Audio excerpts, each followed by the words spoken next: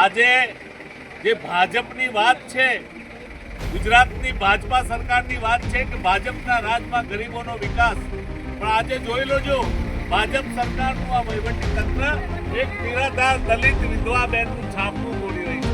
પોલીસનો જબરદસ્ત બંદોબસ્ત છે. કીડીના ઉપર કટક, કીડીના ઉપર જાણે કટક આવ્યું છે તેમ પોલીસના બંદોબસ્ત સાથે સિંચાઈ ખાતું, કલેક્ટર કચેરી અને તમામ વહીવટદારો આજે આ ગરીબ બહેનનું છાપરું તોડવા માટે અહીં આવ્યા છે. તમે જો કાચું માટીનું મકાન છે. ભાજપના રાજમાં બાગડ બિલ્લાઓ જેણે ગૌચરો કબજે કર્યા છે, સરકારી જમીન કબજે કરી છે અને જ્યાં ત્યાં શોપિંગ સેન્ટરો સરકારી જમીનના બાંધી દીધા છે, જ્યાં ડુંગરો ખોદીને ખનીજ ચોરી કરે છે. આવું બધું તમામ આ ભાજપાની આંધળી સરકારને નજરે આવતું નથી.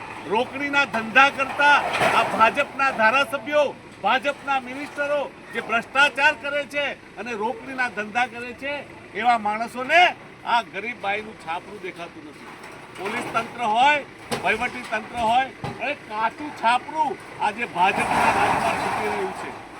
દબાણ બધી જગ્યાએ છે, આખા ગુજરાતમાં દબાણ છે, પણ આ સરકારને આ દબાણ નજરે આવતું નથી.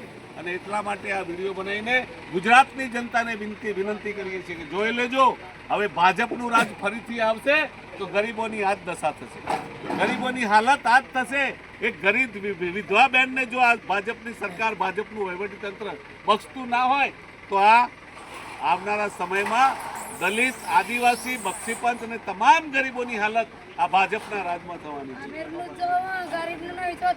અહીંયા જિલ્લા સમાહર્તા, જેને કલેક્ટર સાહેબ કહેવાય છે, કલેક્ટર સાહેબને કેટલી અરજીઓ એમની પાસે પેન્ડિંગ પડી છે દબાણ હટાવવાની, પણ તેઓ દબાણ હટાવવાનું નામ લેતા નથી.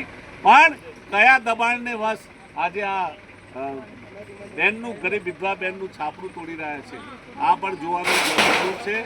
યાદ રાખજો, હવે ભાજપ જે સૂત્ર બોલે છે કે સૌનો સાથ સૌનો વિકાસ, પણ સૌનો સાથે નહીં, સૌનો વિકાસે નહીં ને ગરીબોનો વિનાશ, યાદ રાખજો.